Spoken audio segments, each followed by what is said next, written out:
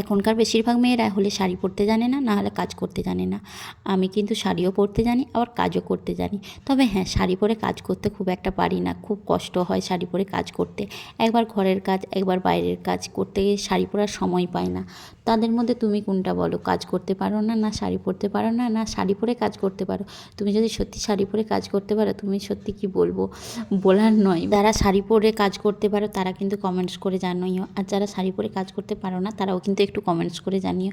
যাই হোক, অনেক দিন বাদে শাড়ি পরছি, খুব একটা শাড়ি পরা হয় না। সেই বিয়ে বাড়িতে শাড়ি পরেছিলাম, তারপরে কবে যে শাড়ি পরেছিলাম আমারও ঠিকঠাকভাবে মনে নেই।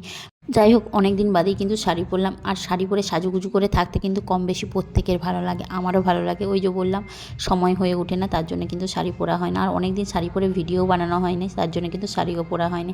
আর আজকে আছে আমাদের এখানে কুলদেবতার বনভোজন, তার জন্য কিন্তু রেডি হয়ে বেরোচ্ছি। আর এইদিকে দেখো ফাইনাল লুক কেমন লাগছে একটু কিন্তু কমেন্টস করে জানিও। আর পিন আপ ছেড়ে শাড়ি পরেছি, এখন এইভাবে কিন্তু পিন আপের এখানটাতে একটা শিফট পিন এটা নিচ্ছে। আর দেখেছি ফোনে ভিডিওতে, তার জন্য কিন্তু আমিও একটু ট্রাই করলাম, তো বেশ ভালো লাগছে না, আনকমফোর্টেবল লাগছে। বেরিয়ে পড়েছি এক মন্দিরে বলতে আজকে পৌষ মাসের সংক্রান্তির আগের দিন আমাদের এখানে হয় কুলদেবতার ভোগ। কুলদেবতা বলতে আমি যেখানে হামেশাই পুজো করাতে যাই, তোমাদের সাথে মাঝে মাঝেই কিন্তু ভিডিও ছবি শেয়ার করে থাকি। আর নতুন বন্ধু তারা জানবে না হয়তো, কিন্তু যারা আমার আগের থেকে ভিডিও দেখো বা আমার ফ্রেন্ড, তারা কিন্তু কম বেশি জানো। আর আমরাও চলে এসেছি, এরপর এখানে খাওয়া দাওয়া করবো, তার জন্য বসে পড়েছি। আর এইদিকে দেখো কুপন সিস্টেম, তাই কুপন দিতে শুরু করে দিয়েছে আর কি। কুপনগুলো আগে থেকে কাটিয়ে রেখেছিলাম। পৌষ মাসে সংক্রান্তির আগের দিনে কিন্তু ভোগ হয়।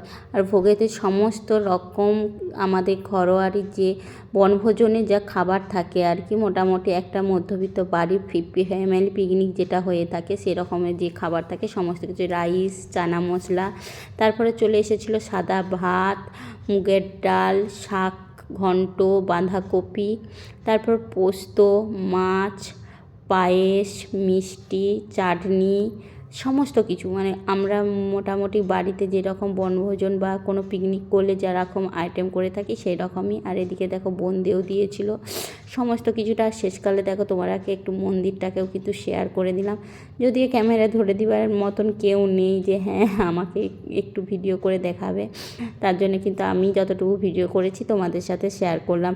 আর তারপরে আমার বেস্ট ফ্রেন্ড, কম বেশি প্রত্যেকেই জানো, পিঙ্কি, সেও কিন্তু এসেছিলো। তার বাড়িও কিন্তু আমার বাড়ির কাছাকাছি, জানোই তো সবাই, তাই সেও এসেছিলো। দিয়ে দুজন মিলে কিন্তু একটু ঘুরতে চলে গিয়েছিলাম ভিডিও বানানোর জন্য সর্ষে বাড়ির দিকে। টাটা।